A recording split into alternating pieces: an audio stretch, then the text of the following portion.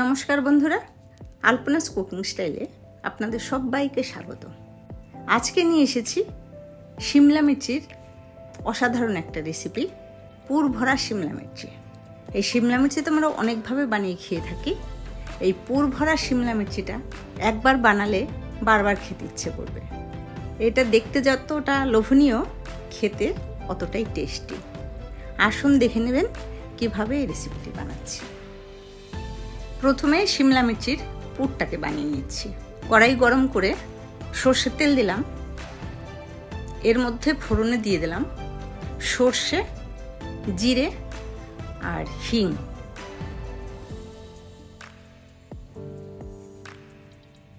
এটা থেকে সুন্দর গন্ধ বেরোলে এর মধ্যে দিয়ে দিলাম কেটে নেওয়া একটা পেঁয়াজ আর 3টে কাঁচা লঙ্কা।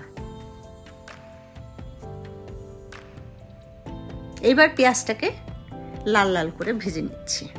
দিয়ে দিলাম 1 চামচ আদা আর রসুন বাটা। এই ক্লিপটা দেখাতে মিস হয়ে গেছে। এটাকে কষিয়ে নিয়ে তারপরে দিয়ে দিলাম কেটে নেওয়া টমেটো দেওয়ার পরে দিলাম অল্প পরিমাণ লবণ, যাতে টমেটোটা তাড়াতাড়ি সফট হয়ে যায়।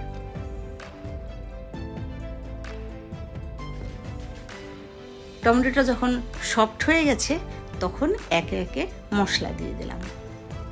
এখানে দিলাম অল্প পরিমাণে হলুদ গুঁড়ো, লঙ্কার গুঁড়ো, ধনের গুঁড়ো, জিরের গুঁড়ো,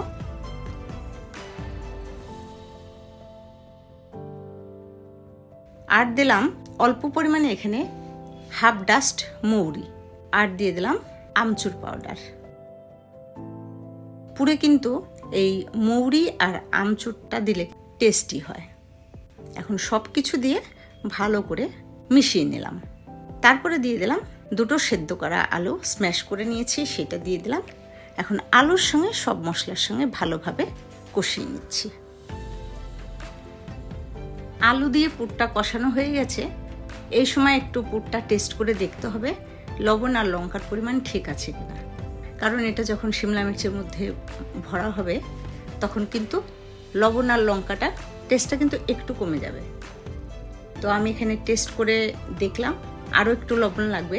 লবণটা দিয়ে ভালো করে মিশিয়ে নিয়ে রেডি করে নিলাম পুরটা। আর নামানোর আগে অল্প একটু ধনেপাতা কুচি ছড়িয়ে দিলাম। পুরটা রেডি হয়ে গেল। এইবার পুরটাকে একটা প্লেটে তুলে নিলাম। এখানে আমি 3টে শিমলা মির্চিকে ভালো করে ধুয়ে নিয়েছি। এবার একটা চাকু দিয়ে শিমলা মির্চির গোড়ার দিকটাকে ভালো করে এইভাবে ছাড়িয়ে নিতে হবে। ছাড়ানোর সময় যেন ফুটো না হয়, তাহলে যখন মশলাটা ভরবো এদিক থেকে বেরিয়ে আসবে। তাই ওপর থেকে স্কিনটাকে তুলে ফেললাম। এইভাবে 3টে শিমলা মির্চির বোটাটা ছাড়িয়ে নিলাম। এখন এই শিমলা মির্চিগুলোকে মাঝ বরাবর কেটে নেব। এইভাবে কেটে নিয়েছি।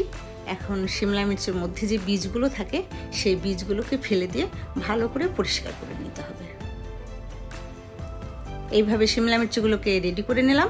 এইবার যে আলুর পুরটা বানিয়েছিলাম ওখান থেকে চামচ করে আলুর পুর নিয়ে এইভাবে শিমলা মির্চির ভেতরে ভরে দিতে হবে। ভরে দেওয়ার পরে চামচ দিয়ে এইভাবে চেপে চেপে দিতে হবে, যাতে আমরা যখন এটা ভাজবো বা উল্টাবো ভেতর থেকে যেন পুরটা বেরিয়ে না যায়। তো এইভাবে আমরা প্রত্যেকটা শিমলা মির্চিকে আলুর পুর দিয়ে ভরে দিলাম। এইবার আসছি ফ্রাই করার প্রসেসে। গ্যাসে একটা ননস্টিকের ফ্রাইং প্যান বসিয়ে দিলাম। এটা ভাজতে গেলে এরকম ফ্ল্যাট কড়াই বা প্যান হলে সুবিধা হয়, তাহলে একসঙ্গে সবগুলো দেওয়া যায়। ননস্টিকের না হলে এমনিতেও এরকম স্টিলের ফ্রাইং প্যানও এটা ভাজা যায়। এখানে আমি জল দিয়ে দিলাম অল্প পরিমাণে। জল দিয়ে দিলাম এই কারণে যে শিমলা মির্চিটা তেল কম লাগবে ভাজার সময়। ঢাকনা দিয়ে ঢেকে দিলাম। কিছুক্ষণ পরে ঢাকনা তুলে নিয়ে দেখছি শিমলা মির্চিটা একটু নরম হয়েছে।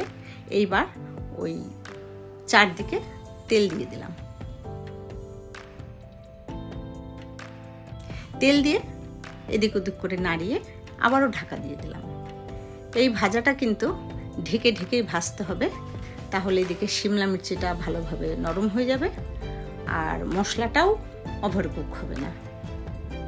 একটা সাইড যখন একটু ভাজা হয়ে গেছে, এই শিমলা মির্চিগুলোকে উল্টে দিচ্ছি।